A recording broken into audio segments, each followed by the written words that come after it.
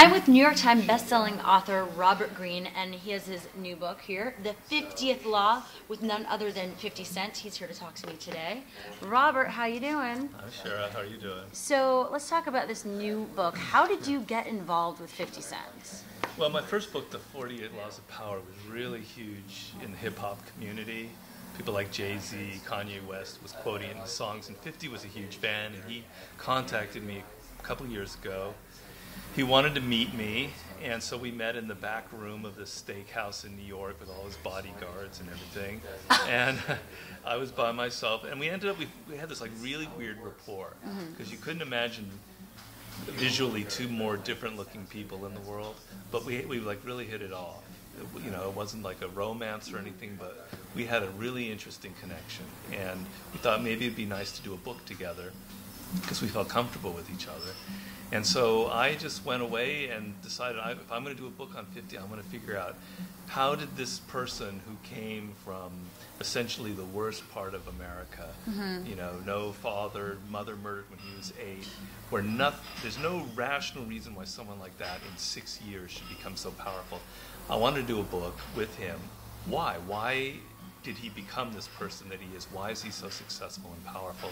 And that's the subject of the 50th law. So what is the 50th law? Is there an actual law to get to where he's gotten? Yeah, well, what I determined after spending a lot of time with him, and I saw some really weird stuff, I can tell you, like fist fights breaking out in his CEO offices and crises happening and whatnot, and hanging out in his house in Connecticut, where, you know, the one that Mike Tyson built and all that. I saw a lot of weird stuff, but the main thing that I came away with 50 is he's somebody who doesn't feel fear in life. And it's not just that he faces violence or someone tried to kill him, but he's someone who's not afraid of change, of doing things differently, of being different. And so when it comes to things like business, he embraces the internet, and he's fine with video piracy or with CD piracy and all of that. He thinks in a very fluid manner that I think is the new kind of model for how people should operate in this kind of weird world that we're living in. So it's a book about this new kind of fearlessness that he embodies that I think is the new power for this world. I think the old order, the old guys, the Bill Gates, they're all dying off. They're dinosaurs, and they're being replaced by these young, hungry guys like a 50 Cent who come from business from a totally new angle. So, well, you know, we look at, as the public, and as a professional who's interviewed people like 50 before, you look at him and you see this really tough guy, or his image he demonstrates to people. What was the most surprising thing that you discovered about him that people won't know? It's all image, when you meet him, he's really soft-spoken. He's very charming. He listens to you. He looks you in the eye. He's talking. He doesn't have a big ego, so he'll make fun of himself. He laughs about it himself. He's not at all what you think. That whole kind of thug image is it's not something that you see off of him.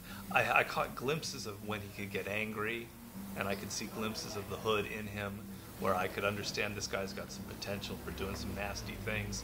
So I don't want to make him out like he's an angel, but in general, he's the most charming person you could ever imagine. My mother met him, and she goes, "My God, this guy is really charming. I'd have him over for Passover, So right.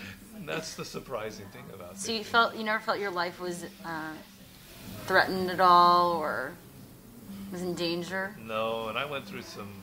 So what was the craziest thing? I don't know. There were a lot of crazy things. One time, I don't know where I'm going.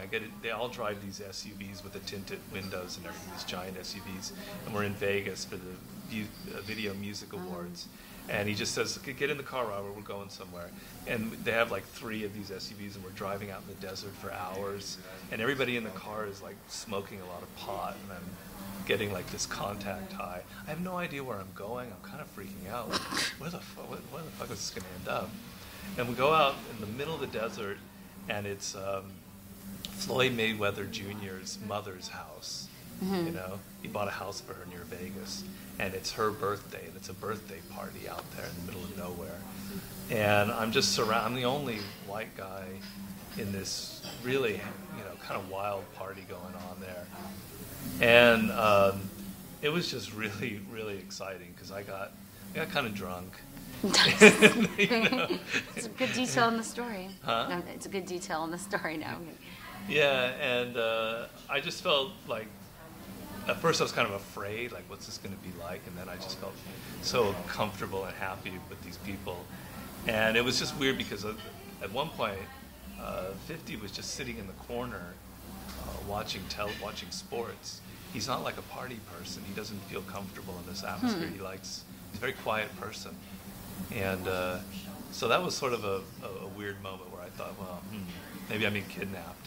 I always joked, like, let's kidnap the white guy and see how much money we could get for him.